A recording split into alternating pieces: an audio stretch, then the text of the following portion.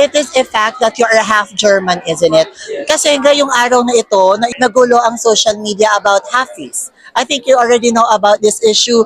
Can we just ask what your stand of beauty kings like you to be grateful to the sash that you are representing, especially to the Filipino people? Okay, actually, I receive a lot of discrimination kasi they said I should not represent the Philippines because I'm an half.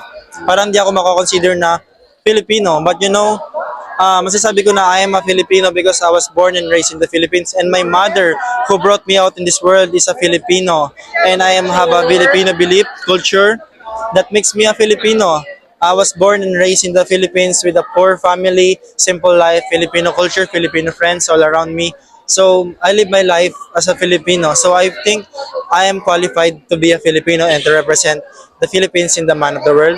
So I disagree on being on the racism, being half makes you an advantage to win the crown or to being a winner in the competition. It's because pageantry is not about blood, it's not about race, it's not about being superior or inferior. Because after all, we are all equal in the sight of God, and you can win a pageant by being pure Filipino, pure Latino.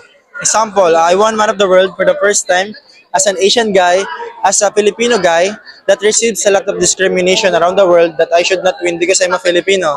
But I make a message or a video to enlighten people that it's a racist because it doesn't matter what race you are, wherever you come from, you may be poor or you may be small or anything. It's the quality that makes you a king.